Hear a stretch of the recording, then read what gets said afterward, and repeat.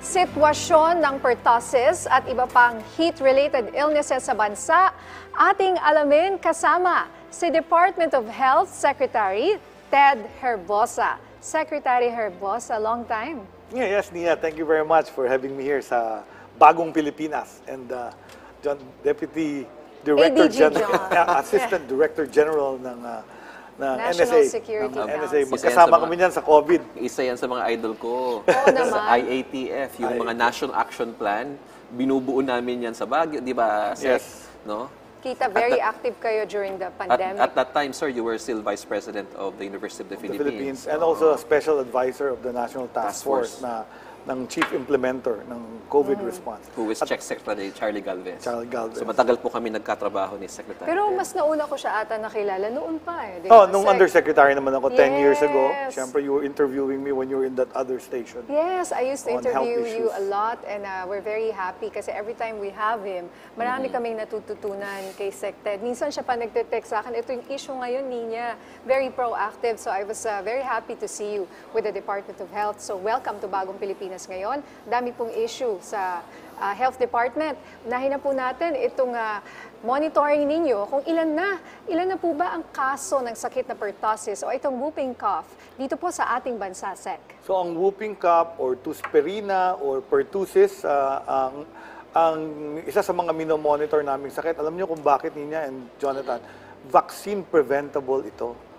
And kung dahil sa bakuna, mahihinto mo ang pertussis. Pero sa kasamaang palad, we have about 890 plus cases reported mula January hanggang March of this year. And the previous year, parang iilan lang.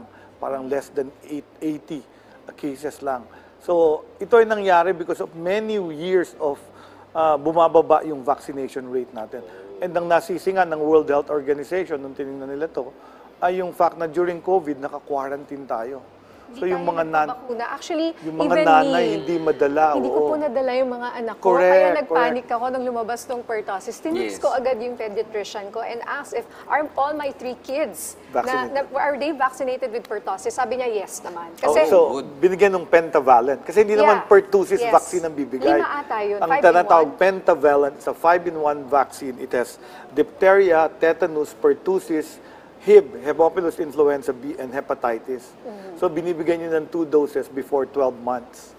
Yes. So, if you go to a pediatrician, binibigay yon. Sa health center, binibigay namin yon. Oh, so kasama ito, Sec, doon sa mga regular vaccination programs natin, na nung nasa DILG pa ako, sumasama ako sa DOH, na natigil because of the pandemic. Well, hindi naman natigil na all hands on deck napunta sa COVID eh. So even our vaccinators, ang binabakuna yung COVID and everybody was scared of COVID. So nagkaroon tayo ng emerging infectious disease. Ito, re-emerging. Nag-re-emerge siya. Pertussis, wala na kami nakikita nito. In fact, yung mga I have not heard this in a long time until now. This is an unforeseen consequence. No? This is an unforeseen consequence of COVID-19. And it is a global phenomenon. Hindi lang sa Pilipinas nangyari to. So are we re-emerging also our vaccination campaign against this? Exactly now. So, yan ang Bagong Pilipinas. So, I happen to be the lucky health secretary. First, I have to fight this outbreak. Kasi dahil meron tayong outbreak, kasi outbreak na siya, no? And some LGUs have declared. Quezon City, I think, has declared. Yes. So, alam nila na meron silang clustering. May criteria kasi para mag-declare. So, may clustering in a geographic area. Doon may link sila from the index case, tumutuloy-tuloy, alam nila, naghawahan doon. So, nakakahawa ang pertussis, just like measles. And doon naman sa South, I'm also handling another outbreak of measles naman. So, dalawa yan at 2 fronts na nilalabanan ko. Both old diseases that are preventable. Ang masaklap niya, 49 kids have died because of pertussis since January. And all these 49 are preventable had we given the vaccines to them. How old are the kids who unfortunately... So as young as weeks old up to talagang mga under newborn. 5. So although may cases reported above 5 years old, majority, 80% are 5 years old and below. Ito yung vaccine preventable diseases. So very important talaga yung mataas yung vaccination rate. And when Jonathan was Undersecretary in DILG, we asked them, to monitor the local government units na nakaka-achieve ng 95% Yes. fully immunized child. Yes. Yes. And Yes. sad niya na naging akong health secretary, we're number 4 in the world for zero-dose children. What does that mean, Doc? Zero dose They children? never Wala. received even a single vaccine. And the government buys enough. So, yun yung- nasasayang po yung mga vaccines yun yung mga natin. nadidinig yung nag-expire. Yes. Naalala nyo, may news ang na may vaccine na nag-expire. Nag-expire. Kasi may hesitancy. Nagkaroon ng hesitancy. Part of it, to blame of the hesitancy is social media. Kasi ang nakita namin, science is being fought by pseudoscience. So itong mga bakunan to, siyempre may bagong bakuna, yung COVID, matandi yung doubt doon. Pero yung mga measles vaccine, diphtheria, pertussis, tetanus,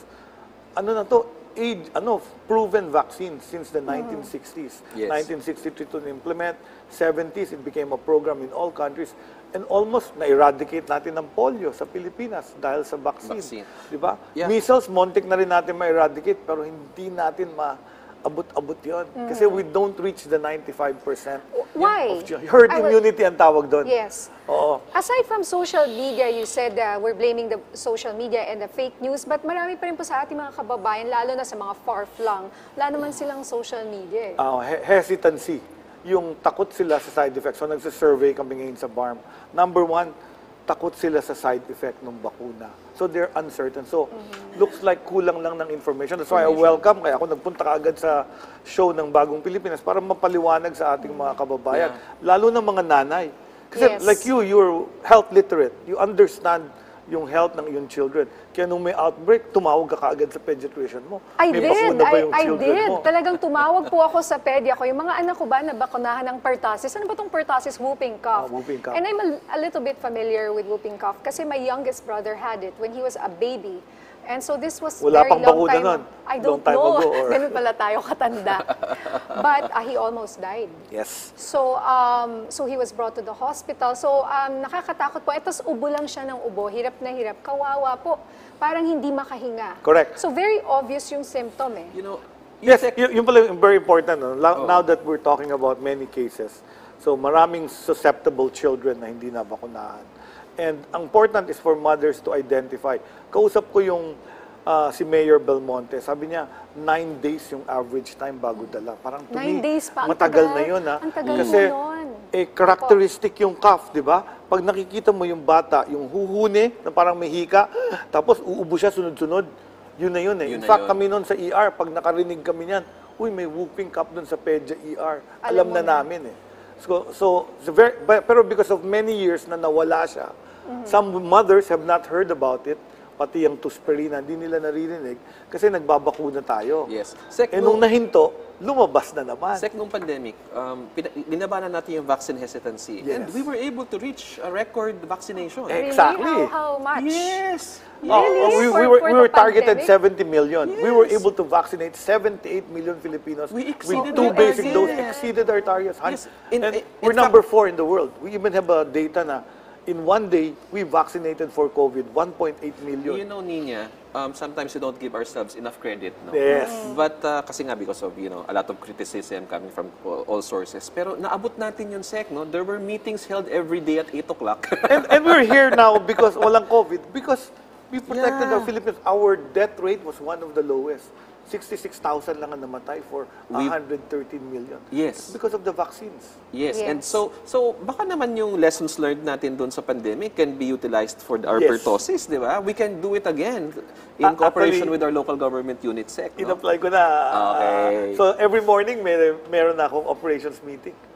Every okay. 8 o'clock, the same with BARM and with the local government units. Para matutukan talaga ito. Because the way we did it, and I'm using all the lessons we learned in the vaccination campaign for COVID, na ibinabalik ko dito. But ang talagang very important is really convincing our mothers. In fact, na-realize ko, very important pala talaga makumbinsi yung mga women because they're the ones that will nurture their children. So kung sila hindi kumbinsido sa bakuna, hindi nila pababakunahan yung anak nila. Kasi naman nagsasabi yung batang bakunahan mo ko eh. Yeah, ayaw nga nila eh. It's It's the the mother mother. that will decide. Yes. Pero Yes. pero kung minsan SEC, napansin namin doon pandemic, no? Yung hesitancy naman na-overcome mo yun eh. With information. With proper information, number one. At tapos kung merong mga benefits na binibigay. Yung mga LGU na binibigay ng bigas. Kapalit ng pagpunta mo ng bakuna. And nakita nila na hindi but naman you know, namamatay yung bata. Oo, di ba? PDG, Jonathan, that's not the best incentive. The best incentive is like her. She's a mother. She knows there's whooping cough. She wanted to know if her children are protected. Yes. Protektado ba ang anak niya against itong kumakalat? And because, sabi ng pediatrician niya, may bakunado yung pentavalent magkakasama. Ano na? Kaya nakahinga po ako ng Nakahinga siya. maluwag. Oo. Yes. So kasi sana yung mga nanay na nanonood ngayon, mga Katoliko, huwag po tayo matakot sa bakuna. Kasi isa yan, yung vaccine hesitancy. Oo. Isa sa mga dahilan kung bakit namamatay mga very young in our population. And it's preventable. And yun And ang it's napakasakit. preventable. Preventable. Sana dengue nga rin. Pero ibang usapan po yun. Oo, kasi maaring dati nagkaroon din ng vaccine hesitancy because of that controversy before. That's another issue. That kaya ang mga nanay natakot biglang Sa bakuna. magpa-bakuna. Nag-umpisa doon, oo. Pero nung nag-COVID, parang maraming nagpabakuna eh. Eh nakita naman nila, 78 million okay Filipinos. naman yung mga Yes. bata. So, sana po let's trust our experts para Oo. hindi magkasakit o mamatay ang ating mga anak. Tama. So, very important na ang ating mga kababayan makikinig sa reliable information. Huwag lang kayong titingin sa social media or sabi nitong mga ibang tao na gumagamit ng tinatawag naming pseudoscience versus the real science. Even WHO are good sources, CDC ng USA, sa amin, Department of Health, we come out with the correct scientific information from our experts. Bago ko pumunta dito, nakipagpulong lang ako sa mga officers of the Philippine Pediatric Society. Para mag-usap kami, ano mga gagawin, tapos willing sila tumulong at i-report yung mga nabakunahan nila. Kasi sabi ko, alam mo, lahat ng anak ko, pinabakunahan ko sa pediatrician ko eh. They never reported to the DOH, so we're not counting these people. Sabi ko, ilang percent ba yan? Baka it's higher than our vaccinees are actually higher than what we're actually we reporting know. because the government is only reporting sa LGU. That's right. Dun sa libre. Tama. Yes. Kasi nga, as you can see, siguro yung sa mga LG, yung mga pumupunta sa health center, Yes. sila po yung walang regular pediatrician eh. So they Correct. rely on their health center. So these are the moms that we have to encourage to really take that responsibility and go. Pumunta po kayo sa mga health Health center. Dahil centers. libre naman po. Hindi naman po kulang, Sec. Do we have enough? We have enough, no, but magkakaroon tayo ng shortage sometime in May.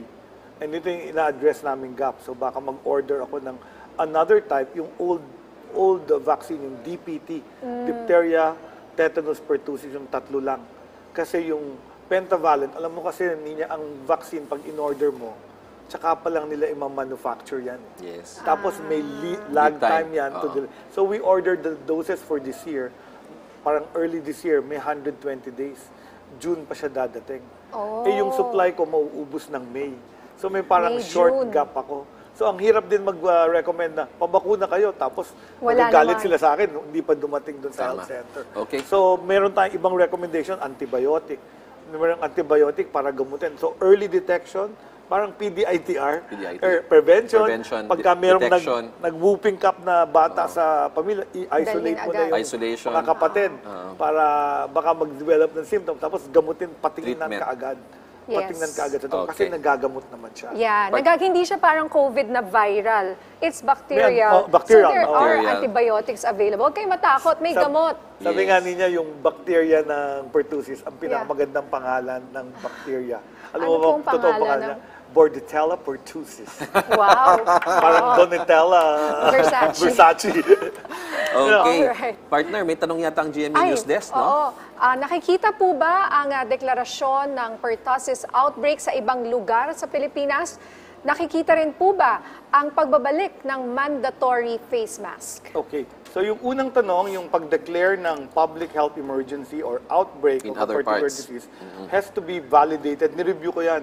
Since the devolution, pwede mag-declare ang local chief executive. But with the concurrence on evidence with the Secretary of Health. Yun ang Yes. nakalagay sa batas. Yes. And ako, I can delegate it to the regional director ko, yung CHD, kasi meron din kaming Regional Epidemiology Surveillance Unit. So kung talagang yung numbers nila ay napakataas, pwede nilang i-declare. Pero Kung minsan, iba dinideclare nila state of calamity. Hindi kami nagdideklara nun. Sanggunian nila. And Bakit state of calamity? Kasi nga, Paliwanag mo. para May sa funding budget ba yan? Kasi ganito yan, pag nakita, uy, may pertussis outbreak, kailangan bumili tayong bakuna. Yes. Paano namin magagalaw yung aming emergency fund ba yun? Or, Yes, QRF, yes. Quick Response Fund. Quick Response Fund can be used only in a state of calamity. So is that all right? Can you declare, is that Ang feeling ko, declare mo muna yung outbreak. The outbreak outbreak muna. first before the state Pero of again, calamity? one of the lessons learned during the pandemic, na kailangan scientifically supported yung declaration ng... So very clear yun. Very clear yun. The Secretary of Health has to concur with Has your to concur. city or provincial epidemiology surveillance. Kasi sila magre-recommend kay local chief executive, mag-declare po tayo, madami tayong kaso. Okay. Pero may mga iba kaming patos, hindi lang number. Is there clustering? Nasa isang lugar lang ba? Are they epidemiologically linked? Is it really higher from the previous? Tapos, malaki ba ang susceptible people nyo na baka marami namang vaccinated, there's no need to declare.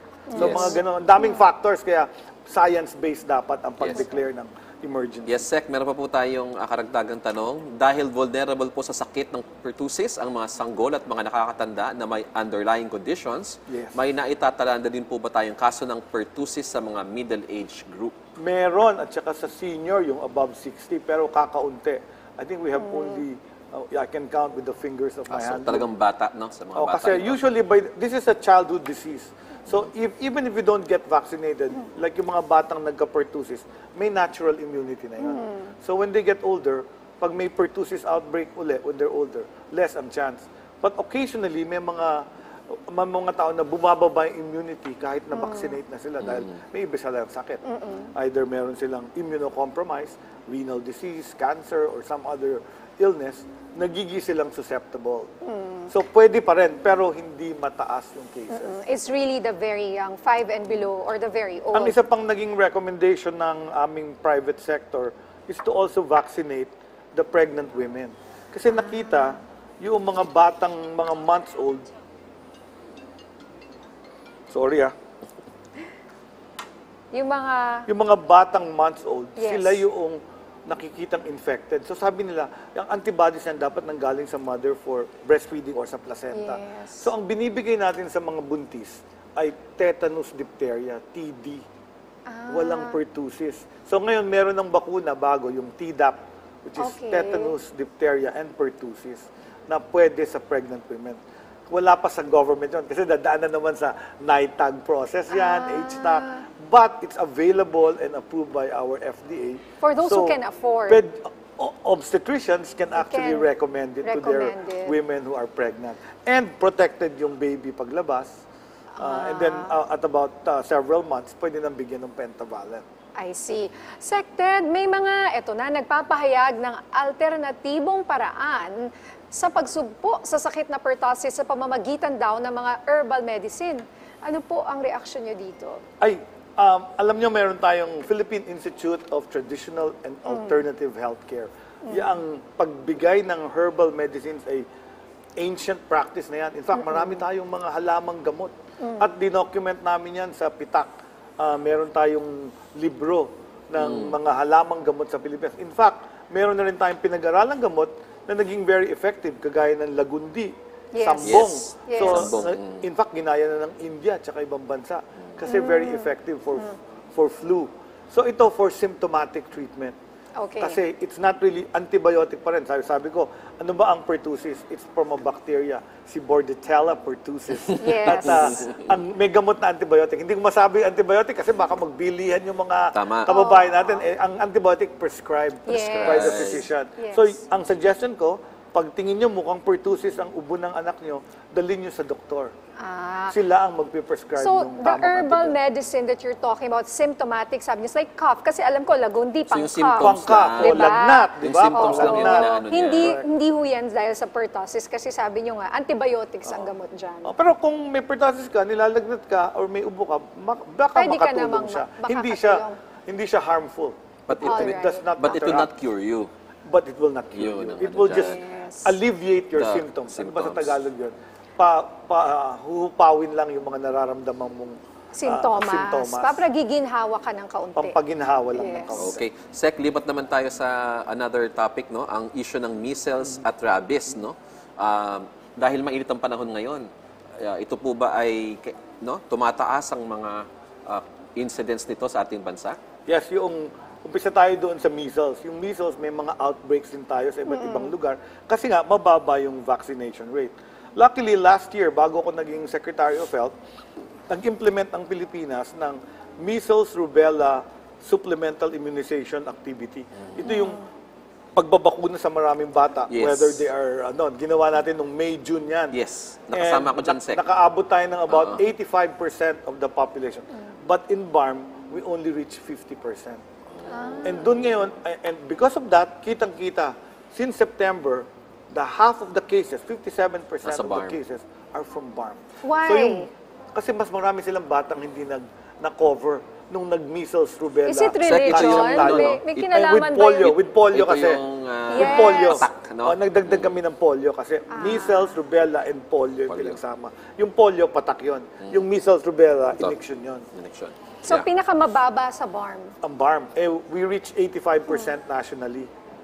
So protektado yung rest of the country. 85% of the children below 5 got the vaccine of measles and rubella. Pero in BARM, only 50%. So ngayon may outbreak ako doon. Half of the country's cases of measles from January to March ay doon sa BARM. So eventually, nakumbinsin namin yung Minister of Health to declare a public health emergency. Okay. At ngayon, nakatuto kami doon with UNICEF, WHO, Red Cross, at gumagawa kami ng measles outbreak response immunization. Nag-immunize kami ng 1.3 million children. We started in April 1. Actually, we started before that. Pero pinaigting nung April 1 at kasabay ito ng Ramadan. They are fasting and the vaccinees are walang tubig kain. They are injecting. And we've injected about 500,000 of these kids. Okay. So we still have ways to go. Abutin pa rin namin yan, nahabulin namin. We continue. Medyo hihinto kami ng 2 days kasi Because- yung eve of Idul Fitr Yes. at Idul Fitr. Then proceed ulit. Yes. And then, sabi ko, okay lang huminto. Basta the following day after the holiday, doble ang batang babakunahan. Ayan. Yung rabies naman, meron din tayong pagtaas ng mga kaso. Although, mas mababa pa rin from last year. But rabies is again another preventable disease. And ang binabakunahan dito, yung pets, yung ating dogs and Yes, cats, yes. and stray dogs and stray cats in Yes. LGUs. Yes. Kung nababakunahan mo yan, pag nakagat ka, wala nang problema.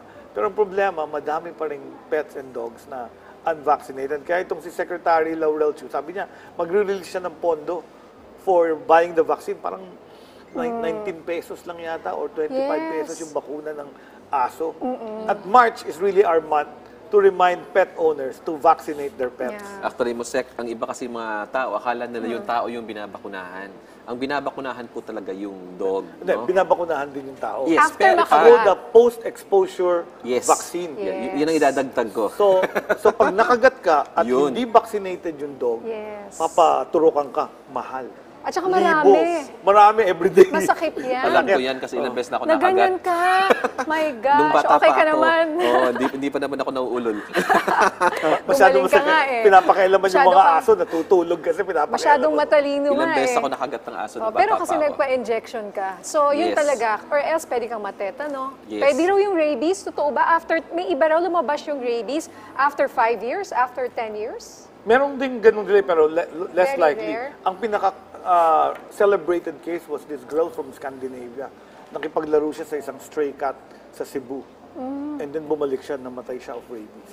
100% if you get rabies. Oh, The wow. fatality rate is Grabe. 100%. Pero kung yung kumagat po sa kanya na pusa na may rabies, Vaccinated, hindi siya magkaka-rabies. Pero kung siya ay na-post bakuna, Oo, I mean post hindi na-detect dun. Hindi na-detect. Hindi Kasi nag-travel na na-detect. eh. So, hindi nila naisip yon. So, kung dito sa Pilipinas, nakagat ang aso, alam na natin Diretso yan. ka na, magpapa-injection Animal ka. Bite and Treatment Center. Meron tayong Meron tayong mga Yes. ganun. ABTC, Animal Bite and Treatment Center. Naku, ang daming issue sa DOH. DOH, hindi tayo matatapos Eto, nito. Paano naman daw po natin, ito, mainit talaga, literal na mainit, itong mga heat-related illnesses po, lalo na sa mga congested at sobrang init na mga piitan. Mga jail. Yes, Oh. para sa mga kababayan po nating PDLs. Anong magagawa nila kung patong-patong sila doon? Para silang sardinas. Yes. No, very important ang prevention sa heat-related illness. alam natin ng weather. Dinideclare naman ng Pag-asa ngayon, nakita ko, dinideclare nila yung heat index. Yes. Yun ang titingnan natin, hindi yung ambient temperature. Heat index ay kombinasyon ng humidity ng panahon at yung totoong ambient temperature. Wala 31 ang temperature, pero yung humidity mo, mga 70, parang mga 40 plus yung heat index. Feels like so talagang papawisan ka nun, madidehydrate ka nun. So yun lalabas yung mga heat illness, dehydration ng umpisa, tapos cramps, fatigue, tapos tuloy-tuloy sa heat stroke. So the key is, at all the stages, kailangan ma-prevent mo. Kung ikaw ay laging nasa labas, mga MMDA natin, mga Construction policemen, worker. construction worker, dapat meron silang sombrero, cover sila, tapos nag-hydrate sila. Hydration, At may rest. Pag nasa araw ka from 10 a.m. to 4 p.m., matutuyot ka talaga. Nakakita nga ako kagabi, nagluto ng itlog 12 noon, sa pan, naluto niya yung itlog. At saka nagprito siya ng liempo. Ano to, Naprito TikTok? niya. Oo, TikTok. Nag-viral sa ano. ba to?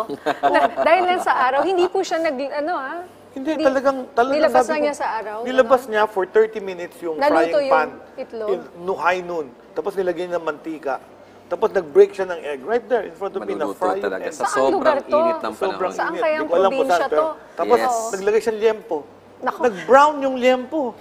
Naluto. Okay, Anyway, ganun kainit. Sec, meron din po tayong tanong mula sa ating kasamahan sa media na si Earl Tobias ng IBC 13. Sec, nitong mga nakaraang linggo, ilang eskwelahan ang nagkansela ng pasok dahil sa sobrang init ng panahon. May koordinasyon po ba ang DOH with DepEd para magbigay ng abiso kung ano pong makakabuti sa learning setup para po sa ating mga estudyante? So isa to, nung nagmi-meetings pa kami last December with the El Nino task force, may El Nino task force. Kasi sinabi ko yan, kailangan, depende yan kasi hindi tayo makaka-declare ng general. So ang mamili, yung teacher at yung mga nandun sa environment, iba-ibang eskwelahan, iba-ibang environment. Meron may electric fan, malalaki bintana. Meron hindi. So kung talagang hindi conducive to learning, they can declare alternative methods of learning, blended learning, sa bahay. Ang teacher at saka ang principal na lang ang mag-decide. In other words, Sec, I localized. Support, and localized, and then I Localized. support the activities like that. Rather than mahimatayan ka ng batang dehydrated dyan. Kasi pag mainit, naglalakad yung ibang bata So nasa discretion Sec ng principal. Yes. Kasi siya nakakaalam. Iba naman ang Yes. sitwasyon ng mga eskwelahan So, pwedeng hindi mo nahintayin si Mayor? Yes. Yes. Oo. Yes. So, the Yun ang school usapan namin. officials themselves can declare. Hindi naman no classes Hindi naman. Alternative Alternative. methods of learning. So, Yes. classes pa rin, pwedeng sa bahay na lang sila. Meron yung blended, may internet na lang sila. Yung, yung Zoom classes. Yes, like something. today. Asynchronous diba, or nag-announce? synchronous. Or yung gagamit ng modules, mga ganon. Para tuloy-tuloy lang yung learning. Okay, para naman po, tamang-tama sa anthrax na pag-uusapan natin. Hindi ba whooping cup yan? Hindi naman siguro, Naku hindi po. naman sunod-sunod Dapat sunod-sunod, di ba? Magtabak muna ka lang kasi. Nahawa na kayo. Sec, ito namang anthrax, ano naman po ito? At paano ang transmission? Kumusta po ang inyong monitoring Okay. sa May sakit na anthrax ito? ba tayo? Meron. ba? Meron tayong anthrax. Okay. We've had anthrax for a Wow. long time. Oo. Pero dermatologic anthrax, ito yung mga magsasaka. Mostly sa Cagayan, Isabela region. Pero yung time na maraming kalabaw at baka. Kasi doon nanggagaling yun, yung Bacillus anthracis, sa dumi ng kalabaw. So pag ikaw barefooted, nagkakaroon ng mga parang bakokang sa legs. Yun ang dermal anthrax. We've had it before.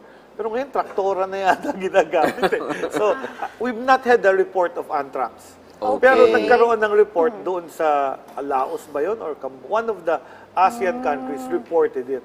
So, akala ng mga tao bagong illness. Dito, we've had dermal Di ba anthrax. dati ginawa pa yung nilalagay sa mga sulat Weaponized. dati? Weaponized. That was the weaponized anthrax. Kinuha yung spores, kasi yung spores Yes. yung nakaka-infect. Nilagay nila into a smaller form, missilized, and then when you open the envelope, na-inhale nila. Yes. Nasa Amerika ako noon nung lumabas yun. That was Kaya big yung news asawa ko gusto before. umuwi nun. Kasi, and they weaponized it nung yung mga nagkaka-letter, nagkaka-severe pneumonitis, and many of them died. more than 50% yung mortality. So, Sec, for the record, Iba to. wala That's tayong different, anthrax sa ngayon. Sa Wala ngayon, sa right Wala pang now, na-report, oh. Wala Wala pang pang na-report. na-report. Okay. So, Yeah. siguro, paalalahanan natin yung mga magsasaka kasi sila, maaaring Magbota, sila, oo, magbota. sila ang vulnerable. Ayun nga, paano raw maiwasan ng anthrax? At may available po bang vaccine o gamot sakaling mapunta po, mayroong Well, prevention talaga. maka-experience? Magbota sila. Siyempre, huwag nilang tatapakan yung dumi ng kalabaw nila or baka nila. Kasi doon nanggagaling Yung sakit. Bacillus anthracis. Alright. Tapos na-infect, kung may sugat yung paa mo, kailangan nakabota ka. At kung pagkatapos magsaka, di maghugas ka kaagad ng ano mo, ng feet. May para- vaccine ba dito? Wala pang vaccine dyan. Okay. So, Sec, ang dami natin na pag-usapan. Wala na tayong oras. May Kaya mga tanong nga, pa sir, sana balik kayo ako. na lang ulit. But just the same, baka po may mensahe kayo at paalala sa ating mga kababayan, especially ngayon na napakainit ang panahon. Well, of course, init ng panahon, very important. Yung ating mga very young and very old ang vulnerable sa Yes. heat-related illness. Yung mga bata, madaling ma-dehydrate yan. Painumin lagi ng tubig at ilagay sa lilim at malamig na lugar. Huwag paglaruin ng matagal sa labas. Yung matatanda na may diabetes, hypertension, yan ang mga pwedeng maapektuhan, tataas ang blood pressure. Kung minsan, hindi pala heat stroke, heart attack na dahil sa tinding init.